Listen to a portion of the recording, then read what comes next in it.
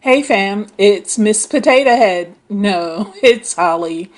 And actually, that little joke has a lot to do with today's video, the Fountain of Youth, because as we get older, we learn to laugh at our faults. At least I did. And I find that's just one part of keeping myself youthful and upbeat because for most of my life I've been ashamed of my big head, which is why I always kept my hair long and I always kept it big and bushy because it made my head look smaller. And I very rarely put my hair up. But for the purpose of this video and what I have been doing over the years is from time to time I will wear it up because I'm dealing with it. So part of that of the there's many parts actually to the whole fountain of youth thing, and I'm going to go into them in this video. But part of that is learning to laugh at oneself and to keep it moving, because the longer you keep stuff in your head, it begins to show on your face. And so I can laugh at my big head now. Well, there was a time when I couldn't laugh at it. I'd actually cry, especially in school. The kids used to call me Frankenstein, and I really didn't like that. But anyway, let's jump into the video. I think you're going to like this one. Thanks for tuning in. As always, before I can preach, I need to teach. So I want to go into a little bit of a history about the actual fountain of youth. The fountain of youth is a spring that supposedly restores the youth of anyone who drinks or bathes in its waters. Tales of such a fountain have been recounted across the world for thousands of years, appearing in writings by Herodotus, who was a 5th century BCE writer, and the Alexander Romance, which was 3rd century CE, and the stories, excuse me, of Prester John from the early Crusades, the 11th and 12th century CE, and so on and so on. So stories of these similar waters were also evidently prominent among the indigenous peoples of the Caribbean during the Age of Exploration. That's in the early 16th century. And they spoke of the restorative powers of the water in the mythical land of Bimini. Now, the legend became particularly prominent in the 16th century when it was attached to the Spanish explorer Juan Ponce de Leon. He was the first governor of Puerto Rico. And according to an acropical combination of New World and Eurasian elements, Ponce de Leon was searching for the Fountain of Youth when he traveled to what is now Florida in the year 1513. But this is a myth. The legend says that Ponce de Leon was told by Native Americans that the Fountain of Youth was in Bimini and it could restore youth to anyone. In later stories, the water of life appears in the Eastern versions of the Alexander Romance, which describes Alexander the Great and his servant crossing the land of darkness to find the restorative spring. Now, the servant in that story, in turn, is derived from the Middle Eastern legends of Al-Qadir, who was a sage who he's also in the Quran, and Arabic and the Aljamedo versions of Alexander Romance were very popular in Spain during and after the period of Moorish rule. And it would have been known to the explorers who had journeyed to America. Those early accounts inspired the popular medieval fantasy, The Travels of Sir John Mandeville, which also mentions the Fountain of Youth as being located at the foot of a mountain outside of Palambe, which is modern Kollam in India. Due to the influence of these tales, the Fountain of Youth legend was popular in the courtly Gothic art, appearing, for example, on the ivory, the casket scenes of romances, and several ivory mirror cases, and it remained popular throughout Europe during the Age of Exploration. So, I'm not going to go into the entire history of it. You can Google this and it'll tell you on and on and on where these different stories of the so-called Fountain of Youth came from. But I will tell you this, that there is actually existing today a park that is called the Fountain of Youth, and it is dedicated to the legend of the Fountain of Youth, and it's supposedly the original 1565 site of Saint Augustine, and it's they tout it online as the tour of Ponce de Leon's Fountain of Youth Archaeological Park, and it's supposedly the original site of where he had discovered this. However, I can tell you that this park, nor is there any waters of America that can restore your youth. But there are ways that you, through daily habits and practices, can remain youthful way into your senior years. And that's what I wish to share with you. Now, to start with, one of the things that, well, let me just go back to when I was actually young. I'm going to show you some series of pictures of when I was young and how I looked older than I do today, now that I am actually old. And I can tell you that the reason that I was looking so old and haggard in my youth, and many of you young people might want to take note of this, is because I was living a very hard life. As you know, Jay-Z had a song, The Hard Knock Life. And that kind of hard living, growing up in foster care, having people who instead of kisses you get kicked, and that sort of thing, not feeling loved, can take its toll on you. There's some very old looking kids out there who have been abused and mistreated, and as a result, it's on their face. But guess what? You can take it away.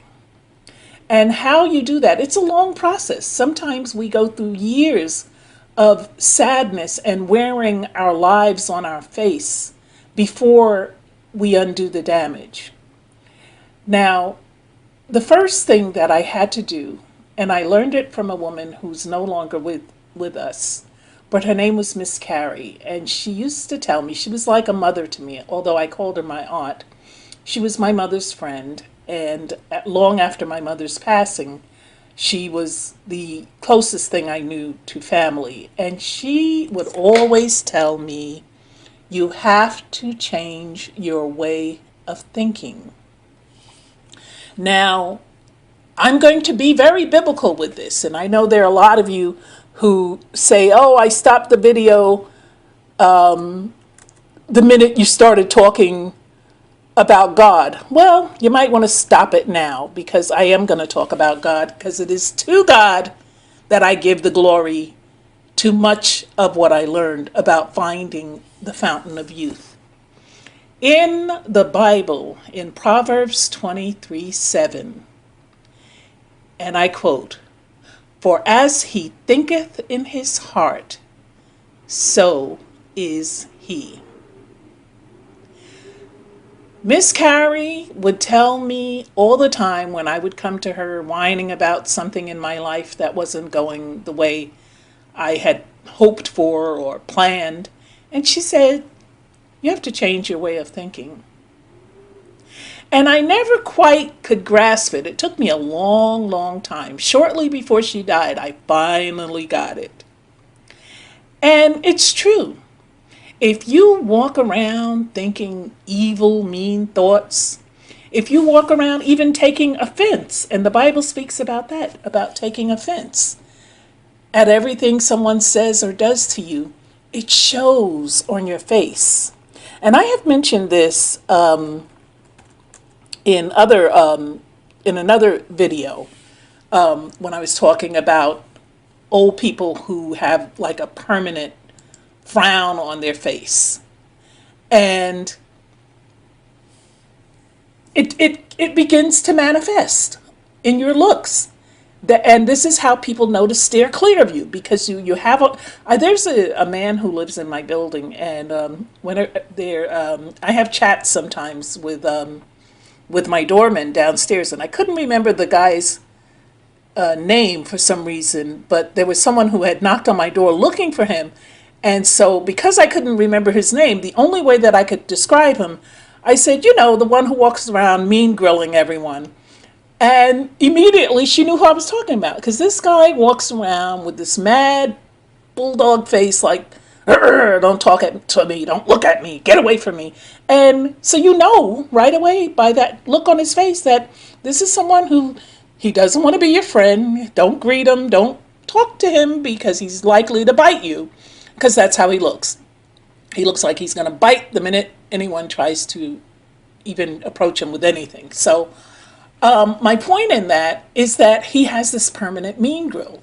And he's probably not angry all the time, but because he has practiced that look of anger and of not wanting to be bothered, it's a permanent part of his features. The other thing, as I was saying about taking offense, now in Luke 17, it talks about how people take offense, at things that people say to them. And it says, if your brother sins against you, in Luke 17:3, take heed to yourselves. If your brother sins against you, rebuke him. And if he repents, forgive him. And if he sins against you 7 times in a day, 7 times in a day, saying, I repent, you shall forgive him.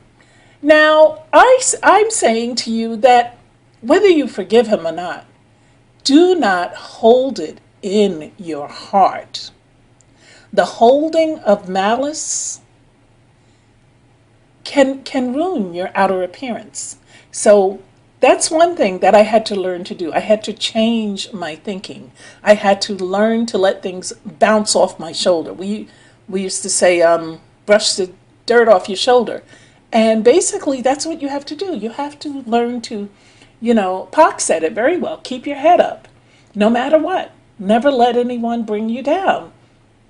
And that's number one.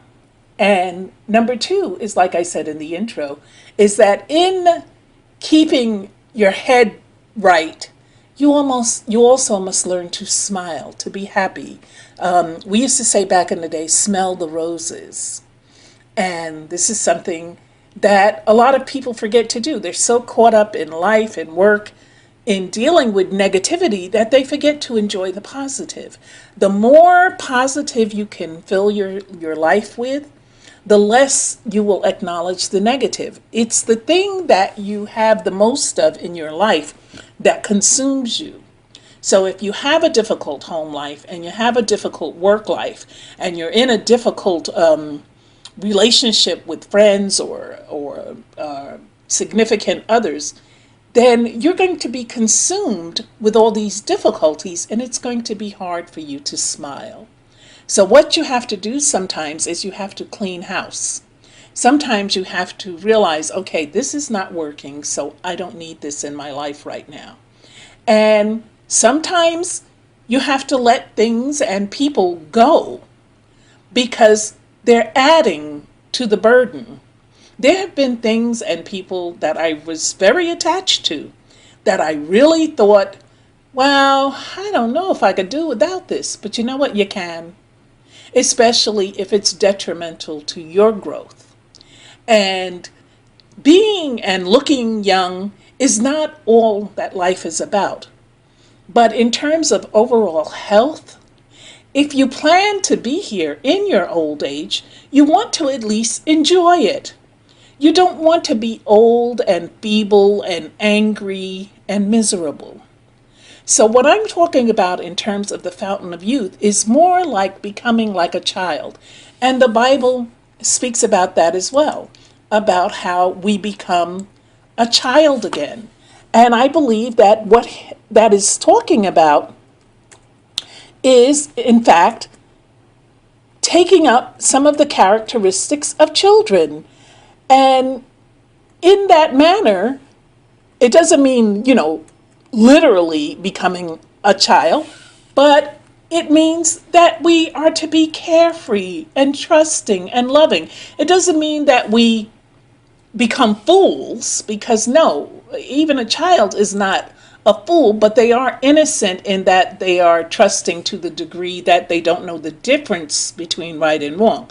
We as adults, we know the difference between right and wrong, but in Matthew 18:3, again in the Bible, it says that he called a child, and it started at 2, actually, verse 2. It says, Jesus called a little child to stand among them. And then in verse 3, he said, truly I tell you, unless you change and become like little children, you will never enter the kingdom of heaven. So we have to not give up hope on our lives, on ourselves, or on others. Just because we've been hurt in the past doesn't mean that everyone we meet in our future is going to hurt us. I had a horrible childhood, but I had to learn to trust people again, and I had to learn to put the past where it belongs, in the past. And that's how I became a child again, because I learned that, there are a lot of good people out there. I'm not going to always meet bad people. There are going to be some good people out there. And I'm not going to always have bad times. I'm going to have a lot of good times. As a matter of fact, I planned my life so that I could have more good times than bad. And that was one of the reasons, in fact, that I entered the entertainment business, because I had to think about what is it that I enjoy. And even though I went to college, I realized that I don't want a traditional job. I worked in offices. I've done other kinds of work. But what I really enjoyed was music and entertainment, and I loved being around that. And so I said, you know what? Here's my chance to do something I really enjoy, and I'm going to enjoy life. And for many, many years in the entertainment business, I had a ball. I'm not going to lie. Not only was I bawling, but I had a ball. I had a great time. And I made a lot of stupid, dumb choices as well. But overall, I had fun. And that's what I wanted. And I also knew that I wanted nice things, and I wanted to live that lifestyle. And so as I began to make money, I was able to erase the bad things with so many good things. I had so much good around me and so much stuff, which was where my mindset was at the time, that I was actually enjoying life. Now, as an older person and a woman of God, I have learned that material things are not the key to having a successful life. Although I live quite comfortably now, I realize that health is a blessing from God and can ensure a happy life. I realize that having a roof over one's head and having food to eat, this is sufficient to have a happy and healthy life. Having hobbies. I don't just sit and make videos, and even though I have a TV, I rarely watch it because I have other things I could be doing, like playing my cello or banging on my drum. I have a djembe that I play it with some goat bones, and I love it. And I beat on that, and I release so much stress, and my life is so renewed after I play. I also paint. I have many paintings that I've done that I just enjoy, just sitting and creating beautiful art. And I have it all around my house. It's all over my walls because this is something I enjoy. The other thing is that I enjoy good food. That's why I can't lose any weight, because I love to eat. And I do. But I'm sensible with it, which brings me to the next thing. Everything in moderation. That is the other key to the fountain of youth. We can't overdo things. When I was young and I was looking haggard, it's because I thought I had to party all the time. No, that's not true. You do everything in moderation. Those of you, I don't party anymore, but that's a personal choice. But those of you who do, don't do it all the time. There's nothing you should be doing all the time. There's enough things that we don't control that we do all the time, like breathe air. So you want to not have yourself in an environment that is possibly not even that healthy. You certainly don't want to be there all the time. When I used to go to clubs, they used to let people smoke in the clubs. And even when they stopped, people would still do drugs in the club and smoke weed in the club. And then there's the element of alcohol. And then you don't know who you're standing next to. You don't know if this person has the flu. I mean, people go out sick. One of my biggest issues in the wintertime is people who will still come out in public and they're coughing and spewing on you and you don't know what you're catching. So my point is that if you're always in an unhealthy environment, you're not going to remain healthy. And one of the quickest things to age you is to be unhealthy. So many people are sick, and as a result of the sickness, it has taken its toll on their looks. You also want to take as best care of yourself as possible. So by not overindulging in things, there are people who drink like fish. They don't know when to stop drinking. They can never get high enough. There are people who use drugs. And I'm not going to get into a debate on this because there are a lot of you who think that I shouldn't knock weed, but the weed today is quite different from the weed of my generation. And yes, I was a pothead for many, many years. I've said that before. But the point is, I don't do it anymore. Because today's weed, you don't know what they've put in it. That's how my daughter got caught out there. Someone put coke in the weed. They gave her something that was called a wooly. And she wound up with a crack habit for many years. But I'm not going to put all her business out there. And she's probably going to be mad that I put that part out there. But it wasn't a secret. It wasn't a secret. When you're on crack for 10 years, come on. Everybody knows. Especially, well, I won't go there. But okay, so my point is that some things you do in moderation, some things you should not be doing at all.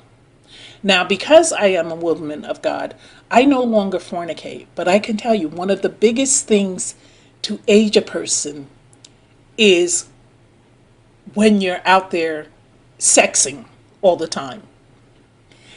There is something in the act of sex that drains you. And you know this, I don't have to tell you, men and women. You are physically drained every time you release. And this is more than likely the reason that the Bible speaks to us about fornication. Aside from the fact that if you're doing it with different people, then you're letting all these different spirits inside of you, and that can manifest on you. Have you ever seen people that they just look loose? You can take one look at them and know they, like Pac, to quote him again, I've been around. You can look at some people and tell they've been around. That's not a good look. Because chances are, not many people want used merchandise. Most people want it fresh and off the shelf. So, not to even mention what you might have caught along the way. And then today, there's stuff you can't get rid of. Herpes, that's for life. That's the gift that keeps on giving. So not only do you have it, but you have the ability to pass it on to people.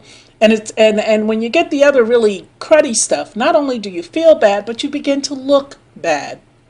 So if anything, I personally don't fornicate anymore. I'm not married at the present time, and I will not do it because not only, like I said, it drains you, it ages you. It ages you. You're with this one, you're fornicating, life is grand, then whether it's 6 months or whether it's a year down the road, things don't work out, and then you're on to the next one and on to the next one. Oh, all that traffic in and out, you're going to start looking like a car wreck. All right, moving on. The other thing that is the fountain of youth, and this is the biggest, well, it's in the top two. So this is number 2 of the top 2. Water. Water, water, water, water, water. But not taking a bath in it. Drinking it. Drink water. I drink water with every meal.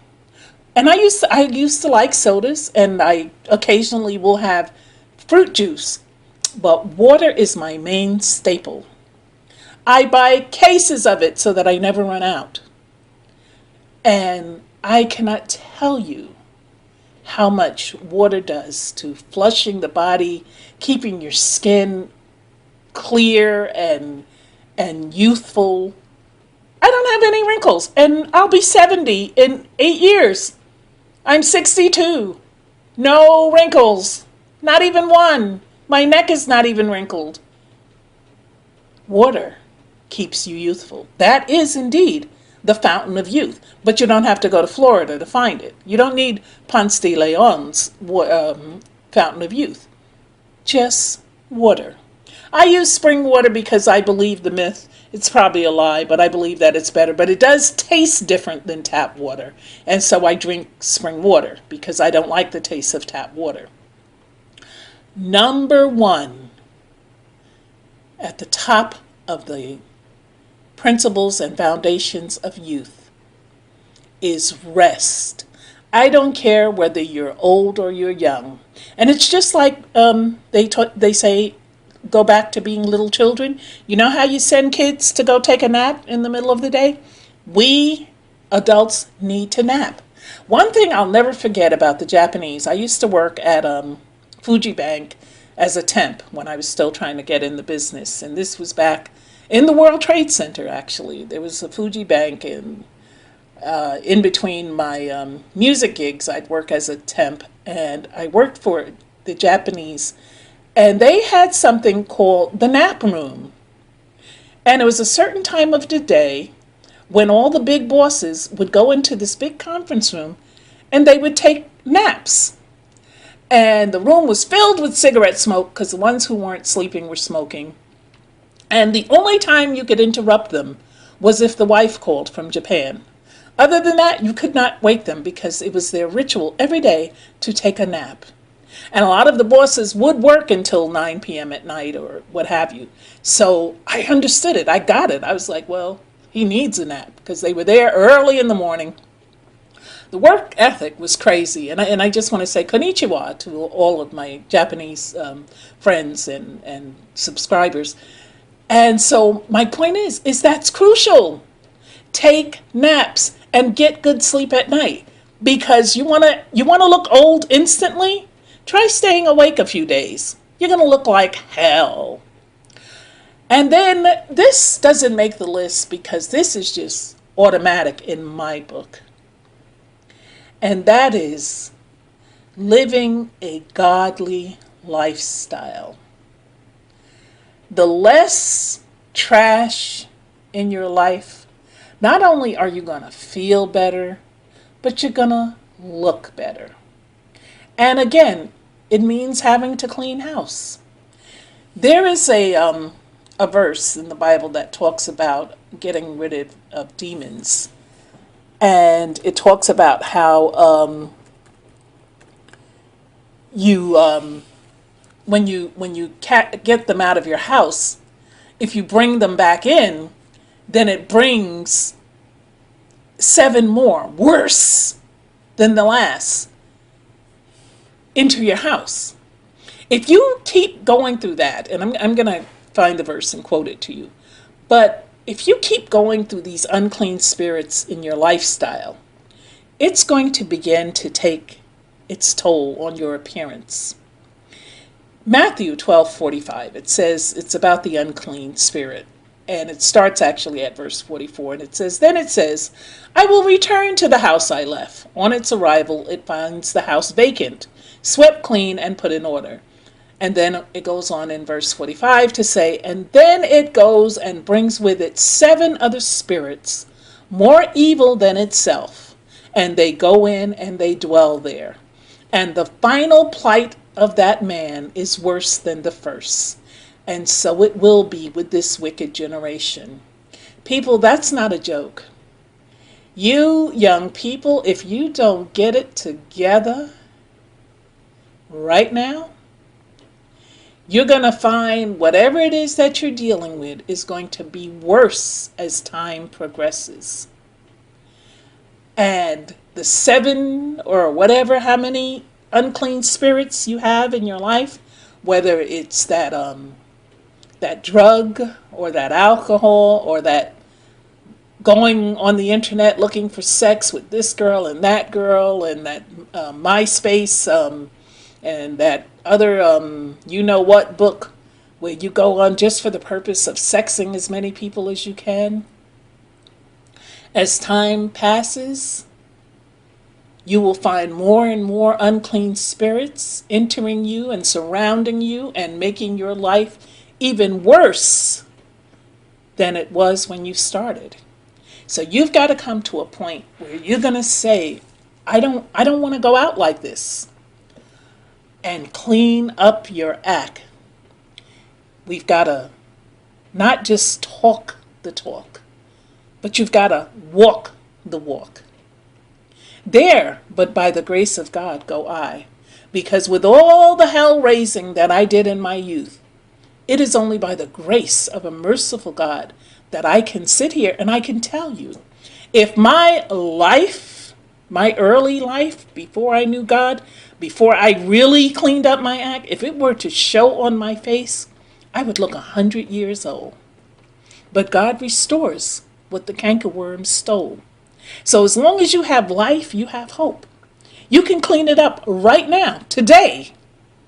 You can take everything that I've just said in this video and do. But if you don't do this, if you don't clean up your life, all the water, all the good thoughts, all the lifestyle changes that are not in acknowledgement of God, that do not come, because you can't make the water clean and dirty. You can't run both.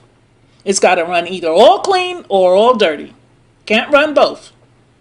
So you can't say, well, oh, okay, so I'll keep this, but I'll get rid of that. No. Anything that is unclean, that is bad in your life, you've got to get rid of it now. And even old people, those of you who are old, who are walking around and you're suffering some type of malady and you don't understand why you're younger than me, but you can't think right, and you're crippled by disease. And yes, I'm crippled too, but you know what? I get around to where I need to get to, and I can live with it, and I can deal with it, and I'm not dwelling in it because my mind is right. Get your mind right. Count your blessings. Think about the good in your life. And trust me, the bad won't matter. I can walk out my door every day with a smile because I acknowledge the good in my life. And I do good. And I do good to others. It's not just all about me. It's about others as well. I don't have to know people to smile at them. I walk down the street and I smile, good morning. And I don't care whether they speak. You know what I care about? Is that I spoke. So people, get right now. Because when this battle comes, it's not going to be a time for you to be feeble. It's going to be a strong battle between good and evil. And we as soldiers in his army have to be ready. We have to start training now. So that's what I have to say about my fountain of youth. I've asked the Lord, and I pray every day. I pray twice a day, and some days I pray 3 times a day. And I always pray in my videos, and that's what I'm getting ready to do now. Lord, so many people, there's so many of us who are vain. We want to look good. But Lord, I ask you to help people to know that it begins within. The outside will take care of itself, but it begins within. And we've got to purge our bodies of the negativity, of the unclean spirits that we have let into our souls. We've got to acknowledge the good fruit from the bad fruit and turn our heads away from those things which seek to kill us and destroy us and to drain us. We've got to learn to look at things in a different perspective, to deny our worldly lust and to want what's pure, whatsoever is clean and holy and righteous and good and godly. These are the things we must desire. And we must also show ourselves worthy in our mannerisms, in our manner of speech, in our manner of dress, in our manner of dealing with our brother. And we've got to learn to turn the other cheek, to not hold things in. Like a squirrel with nuts. We've got so many things we're holding in that we can barely breathe because we're so mad with everything that people have done to us. No, let it go. Spit it out. Spew it out. We've got to trust, Lord, that the same way you've worked on us, you are working on others. And that we are not to judge them. We don't have to be partakers of their evil, but we must learn to forgive and to let go. Lord, a subscriber asked me once that if someone killed my whole family, would I be able to forgive them? I probably wouldn't want to forgive them, but yes, I would have to, because I couldn't be a true woman of God if I didn't. We must learn to forgive. That is part of our renewal. That is part of our spiritual strength, is the ability to forgive. So Lord, as always, I want to thank you. I want to thank you for the subscribers. I want to thank you for putting in my heart to do this video. I want to thank you, Lord, for everything in his mighty name. In Jesus' mighty name, I come to you through the Son, Jesus. Amen.